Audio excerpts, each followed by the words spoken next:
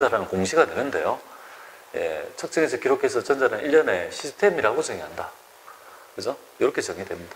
이렇게 정보를 만드는 시스템이 회계라고 보시면 돼요. 그러면 회계는 그러면 이렇게 시스템이라고 하는데 기업에 있죠.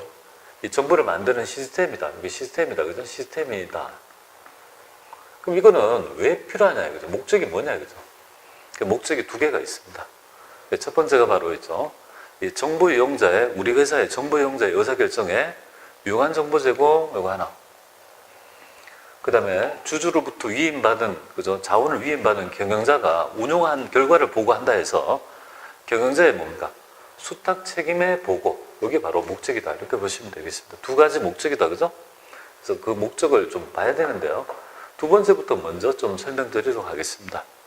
우리가 회사를 세워요. 주주들이 있을 거 아니겠습니까? 그러면 주주들은 경영을 잘하는 자를 선임할 거다. 그죠? 그럼 선임받은 경영자는요, 주주의 자원을, 재산을 위탁받아가 운영하겠죠? 그럼 운영한 결과를 보고할 책임이 있는 거예요. 그런데 말로만 하면 되겠습니까?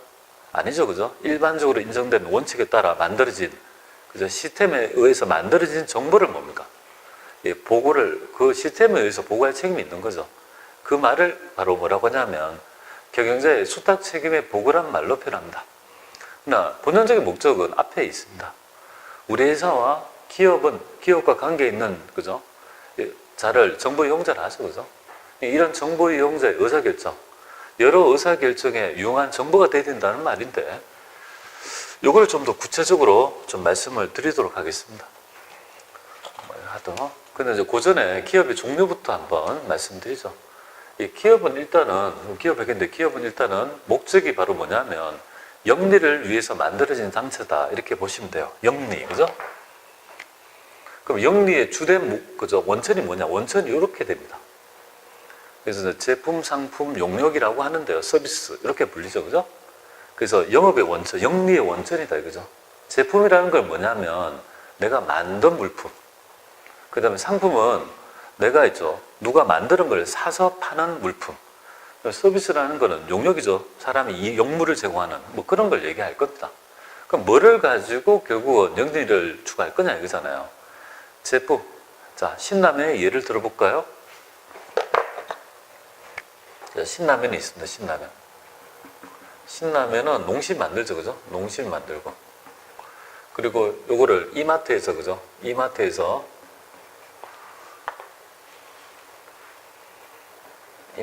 판다. 이렇게 가정할게요. 그럼 농심 입장에서의 신라면은 뭐가 됩니까? 제품이 되는 거죠. 그죠? 그러면 이마트 입장에서의 신라면은요, 내가 만든 게 아니잖아요. 이 제품이라는 거는 만들었다는 거 아니겠습니까? 내가 만든 물품. 만들어 팔 수 있죠. 그죠? 만들어 팔아가지고 매출을 일으키면요, 그거는 제품 매출을 하는 거예요. 그죠? 그리고 이걸 제조기업이랍니다. 근데 이 이마트 입장에서는요, 신라면은 상품이 되죠. 내가 만든 게 아니라 팔기 위해서 남이 만든 물건은 뭐예요? 매입해서 마진 붙여 파는 회사를 얘기하는 거죠. 그걸 바로 상품이라 합니다. 그죠? 그래서 상품을 바로 상품 매매기업, 상기업이라 하고, 매출은요, 상품 매출이라 한다. 이렇게 보시면 돼요. 그러면 저같이 뭐예요? 그죠? 용역을 제공하고 매출을 일으킨다면 그건 서비스 기업이 될 것이고, 그건요, 보통 용역 매출이 한다. 이렇게 이제 구분한다. 그렇게 보시면 될 것 같습니다. 그래서 나중에 우리가 원가를 배우게 되잖아요. 원가 회계는 제조기업을 가정해서 출제하고 있습니다. 제조기업. 그러니까 요거를 가지고 어떤 기업인지 아는 것도 좀 중요하다. 그렇게 보면 되겠습니다. 자, 두 번째 보죠. 목적 한번 보겠습니다. 목적은 가장 중요한 점은 뭐냐면 이 정보 이용자의 의사결정에 유용한 정보 제공이다. 그러니까 목적은 뭐냐 했을 때 바로 정보 이용자 있죠? 우리 회사의 정보 이용자의 의사결정에 유용한 정보 제공이다. 유용한 정보 제공이다. 이거잖아요. 여기 회계의 목적이다. 이 말이잖아요. 첫 번째 목적. 가장 중요한 목적이 되죠. 여기 그 다음에 두 번째가 경영자의 수탁 책임의 보고. 수탁 책임의 보고다. 이렇게 지금 두 개로 되는 거 아니겠습니까? 그죠? 그러면 여기서 정보 이용자는 뭐냐, 그죠? 그래서 정보를, 그죠? 외부에서 이용하는 자도 있고요, 내부에서 이용하는 자가 있습니다. 그래서 정보 이용자의 구분이 되죠. 그래서 정보 이용자는 3대 정보 이용자를 하죠. 그래서 기본 모형이 바로 외부에 있는 채권자, 투자자, 경영자 모델이 되겠습니다. 그리고 곁다리로 모여 과세관청이나 총업원 등도 이해관계자가 될 수 있습니다. 뭐 이런 자들의 뭡니까? 의사결정에 유용한 정보 제공이 목적이죠. 그러면 여기에서 여러분들은 가장 기본적인 있죠. 의사결정자가 누구냐면, 정보이용자가 누구냐면 세 개가 될 거 아니겠습니까? 그죠? 그래서 채권자, 그 다음에 투자자,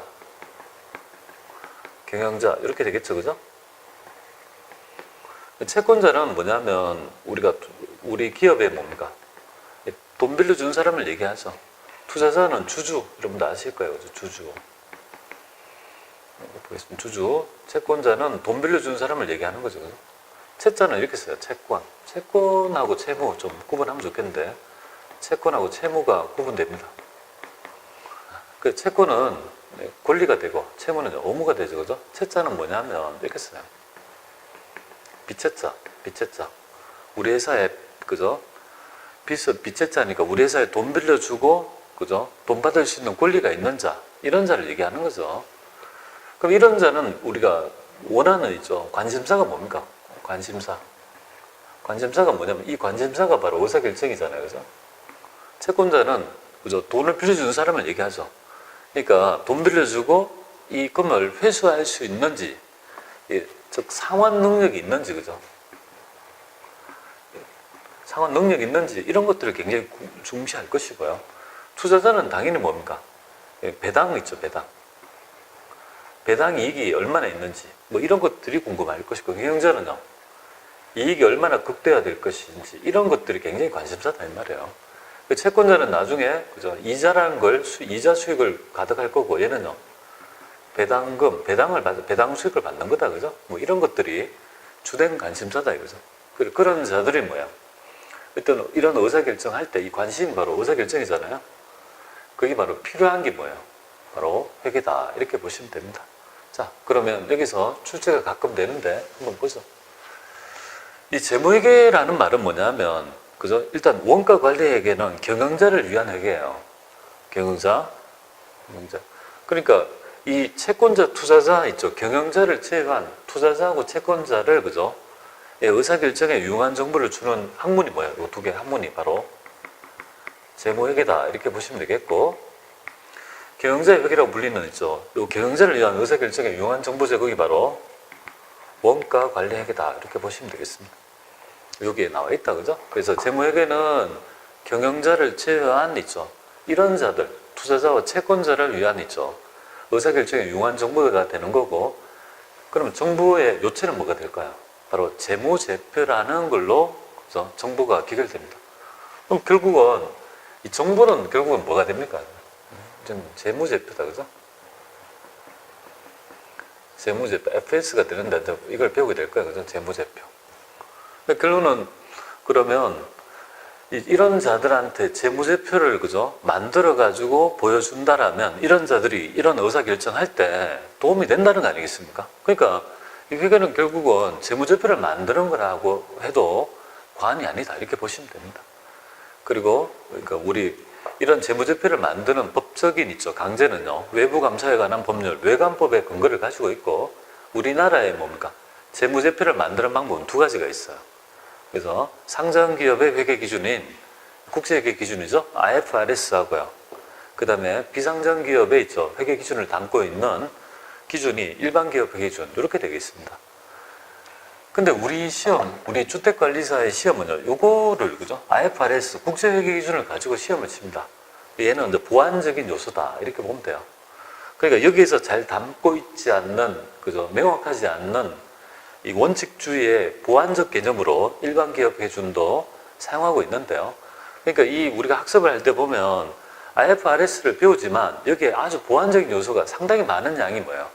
일반기업 회계 기준에 기술되어 있습니다. 그러니까 두 개를 어느 정도 보완해서 같이 배워야 될 필요성이 있는 거예요. 자, 그에 비해서 원가관리회계는요, 내부정보 이용자, 즉 경영자의 회계라고 합니다. 경제에, 그죠? 이 계획과 통제를 하기 위해서 이 원가 정보가 필요하고요. 이는 경제를 위한 겁니다.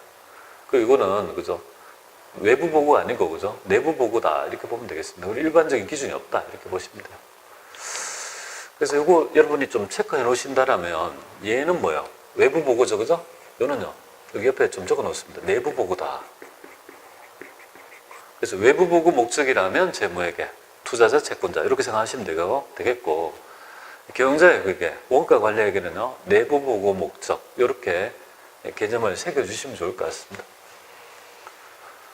자, 그러면 결론은 지금 뭡니까? 이렇게 전부 다 여러 가지 했는데 결국은 회계라는 거는 결론은 정보가 되는 거죠. 여기서 다 지우면 회계는 결국은 한마디로 말하면 회계는 뭐냐 이거잖아요. 그래서 정보를 만드는 시스템을 만들어 가지고 회계는 시스템을 만들어서 정보를 만들기 위해 하는 거죠. 정보는 재무제표라는 걸 얘기하는 거죠. FS. 그러면 재무제표는 도대체 뭐냐 이거잖아요. 우리 정보의 요체가 바로 재무제표라 했는데 재무제표는 Financial Statement인데요. 5종으로 구분됩니다. 여기에 5개를 이제 좀 보게 될 거고요. 재무제표는 뭐 어렵게 생각하지 말고 한자를 좀 써보면 어렵지 않게 알 수 있을 것 같아요. 재무제표는 이렇게 씁니다. 재무, 제자만 좀 볼겠나요? 제자가 모두 제자입니다. 모두 제자. 기업의 재무에 관계된 모든 표라고 정의되죠, 그죠? 근데 모든 표가 굉장히 많을 거 아니에요. 근데 이제 모든 표가 아니고 5개로 있죠. 그 표를, 재무제표를 그죠? 구분하고 있습니다. 5가지를 나중에 우리가 배워야 되겠죠, 그죠? 자, 그 다음에 이어가지고 우리나라의 회계 기준 및 외관법 한번 보겠습니다. 일단 첫 번째, 우리나라의 회계 기준은요, 하나가 존재하지 않습니다. 시험 출제됩니다. 체크합니다. 2가지가 존재한다는 점, 여기 바로 있죠. 알아야 될 것 같습니다. 2가지가 존재한다. 그래서 국제 회계 기준인 IFRS 하고요. 그의 보완적인 요소 있죠. IFRS 보완적인 일반 기업 회계 기준이 2개가 존재한다. 물론 여러분의 시험에 보면은 IFRS가 되겠습니다. 그래서 시험 문제에 우리나라의 회계 기준은요, IFRS밖에 없다고 하면요, 그건 틀린 지문이다. 이렇게 보시면 되겠습니다. 자, 법률적 근거 보겠습니다. 법률적 근거는 바로 외부 감사에 관한 법률에 따라 우리 외부 감사 제도는 이 경자가 작성한 재무제표. 그러면 여기서 이제 알아야 될 점은 재무제표의 작성 책임은 누구한테 있냐 이거잖아요. 작성 책임은 누구한테? 작성 책임은 재무제표를 누가 만드냐 이거죠. 바로 경영자가 되겠습니다. 경영자가 이제 수탁 책임의 보고에 따른 목적도 있지 않습니까? 경영자가 만들어서 보고하는 거예요. 그래서 여기 보면 외부 감사 제도란 기업의 경영자가 뭔가 작성한 이 말 있죠, 그죠? 경영자가 작성 책임이 있다 이렇게 보면 돼요. 작성한 재무제표를 그러니까 아무래도 내가 만든 이죠. 우리 회사가 정보를 만들면 팔을 안으로 굽게 돼 있지 않습니까? 그러니까 이 회계 정보가 객관적으로 유용성이 있게끔 제대로 했는지를 외부 감사를 통해서 그걸 확인받아야 돼요. 그래서 재무제표의 적정성을 공인회계사가 뭔가 감사하여 이렇게 돼 있죠. 그래서 보통 이 감사받는 법인을 바로 뭐라고 합니까? 외감법인이라고 하죠, 그죠? 여러분이 회사에 가보시면 우리 회사는 감사를 받는 법인이야. 그러면 이 외감법인이 되는 거예요, 그죠? 외감법인은 요건이 한 다 3가지 정도 되는데 그냥 세부적으로 모르셔도 되고 가장 하나의 기준만 말씀드리겠습니다. 우리 회사의 기말 현재 자산 있죠. 자산이 120억 원 이상이라면요. 우리가 그죠? 그럼 이상인 주식회사 등은 반드시 그죠? 회계감사를 받아야 된다 이렇게 보시면 돼요. 물론 부채로만 있어가지고 그죠? 70억 원 이상이면 이것도 외감 대상인데 그냥 세부적인 거는 출제 안 되니까 외감법인이 뭐라는 건 아셔야 될 것 같습니다. 그리고 시험에 나오죠? 그럼 이런 외부 감사를 하는 이유가 뭘까요? 그게 출제가 돼요. 그래서 이 외부 감사 제도를 주는 이유가 여기에 나타납니다.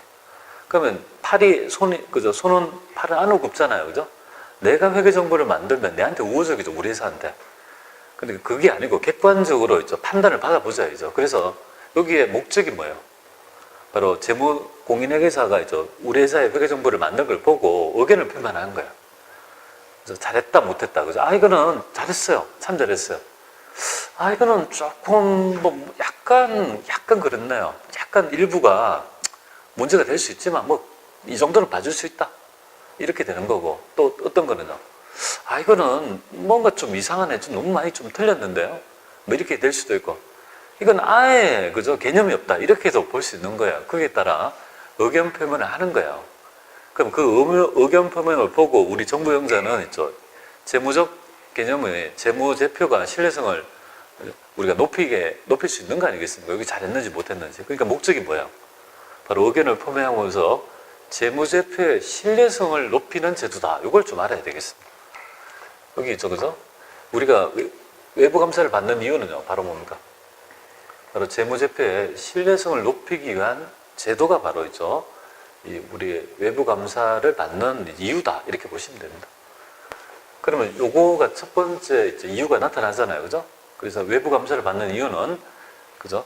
객관적인 독립된 외부 감사인, 즉 공인회계사의 의견을 표명함으로써 신뢰성을 높이는 거고, 그럼 그 의견이 4개가 있다고요. 그 의견 4개를 뭡니까? 물어볼 때가 있어요. 출제가 한 2년마다 한 번씩 돌아가면서 출제가 돼요. 그래서 아까 얘기했죠. 참 잘했어요.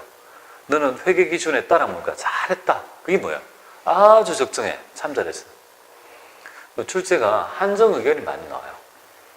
한정 의견은 뭐냐면 완전히 100%참 잘한 건 아니에요. 근데 뭔가 좀 잘못된 게 있어요. 왜곡된 표시가 있어요. 근데 그 왜곡된 표시가 있지만 전반적이진 않대요.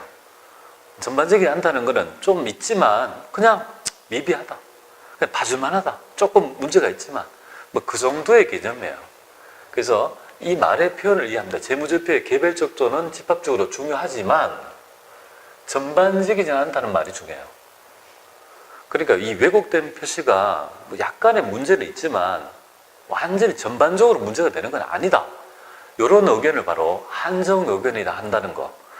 그죠? 요거를 꼭 좀 알아야 됩니다. 시험 출제가 많이 되니까 한정 의견, 그죠?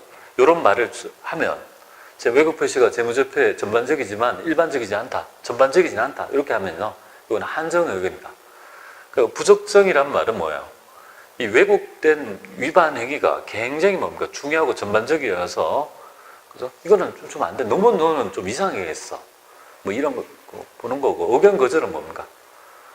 이거는, 그죠? 아예 의견을 표명할 필요가 없다. 아예 요건이 안 돼서 거절하겠다. 이렇게 표시하면 됩니다. 그래서 한정 의견 정도 알아보시면 참 잘했어요. 요거는요. 그냥 잘했네. 그냥 뭐 봐줄만 하네. 이건 뭐야? 너는 좀 잘못 안 되잖아. 이거는 아예 안 된다. 뭐 이렇게 그냥 새겨보시면 되겠습니다. 자, 그 다음에 이어가지고 여러분들 여기 보시면 의견 회계 연도까지 한번 하고 좀 쉬었다 할 거예요. 자, 회계 연도에 대한, 회계 기간에 대한 얘기를 좀 보겠습니다. 우리가 이거는 정보라고 했잖아요. 그죠? 재무제표인데 정보를 만드는 있죠. 기간이 필요한 거죠. 정보에 맞는 기간. 정보를 만드는 기간이죠. 만약에 그거를 바로 회계 기간, 회계 연도라고 합니다.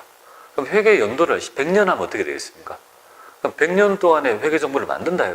그런 거잖아요. 그럼 100년 동안 기다려야 되는데 살아서 한번 보겠습니까? 그죠? 그러니까 우리 상법에서는요, 이 회계 연도, 회계 기간을 1년을 초과할 수 없도록 규정합니다.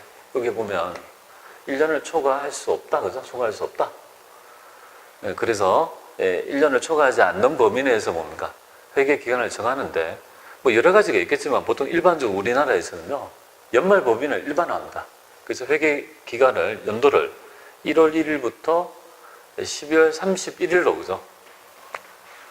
1월 1일부터 12월 31일로, 여기 1년이잖아요, 그죠? 일반적이다. 일반적으로 이렇게 가정해서 하고 있습니다. 그래서 뭐 시험 여기 우리 강의에서도 이걸 기본적으로 가정해서 연말 법인을 가정해서 강의 드리도록 하겠습니다. 그 다음에 요걸 또 알아야 돼요. 여러분들이 처음 초학자들은요, 처음에 용어랄지 이런 것들을 좀 알아야 되죠. 그죠? 용어 이런 것 좀 알아야 돼요. 그죠? 용어 이런 거. 자, 용어인데요. 이거를 용어를 알아야지 이 개념을 이해할 거 아니에요. 근데 그죠? 잘 모르시면 일단 네이버한테 물어보세요. 근데 모르면 뭐 여기 계신 분들이야 저한테 물어보면 되죠. 동영상을 들은 분들은 네이버에 물어보고 그래도 이해가 안 되면요. 일단 이해가 안 되면 질문해 주세요. 질문 게시판에 용어에 대한 얘기. 근데 대부분 제 책을 보면 용어에 대한 이제 해설이 굉장히 잘 되어 있습니다. 왜? 이 초학자들이 느끼는 있죠. 그죠? 어려움이 있거든요. 아무런 여러분들이 지금 여기 강의를 듣는 분 중에 다양한 있죠. 분들이 계실 거예요. 전업주부도 계실 거고요. 그러니까 경제행위랄지 경제 활동을 하지 않다가 있죠. 이 자격증을 따기 위해서 이 책을 펼쳐보는데 전혀 개념이 없는 거 아니겠습니까? 그러니까 처음에 이제 용어 정의를 정확히 할 줄 알아야 돼요. 용어에 대한 개념을 알아야지 이해할 수 있다. 이렇게 보면 돼요. 기업의 언어를 배우잖아요, 우리는. 기업의 정보를 만드는 언어를 배우는데 그걸 표현하는 방법을 모르면 그 용어가 모르면 이해를 못 하는 거예요. 그래서 처음에 배울 때는요, 용어랄지 이런 것들을 조금 정확하게 자꾸 익히려고 노력해 봐야 됩니다. 자, 여기에서 뭐죠? 올해가 2019년도라고 가정해 보겠습니다. 그리고 그러면 작년도는 어떻게 되겠습니까? 2018년도가 될 거고 앞으로는 2020년도가 될 거 아니겠습니까? 그럼 만약에 2018년도에 그죠? 우리가 창립을 했다. 사업을 그죠? 사업을 개시했다 가정할게요. 창업을 했다 가정할게요. 그러면 이때 처음 기잖아요. 정기를 1기라고 합니다. 1기라고 합니다. 자, 그러면 단기는 어떻게 되어 있습니까? 여기 보세요. 정기는 올해를 단기라고 해요. 당의 기.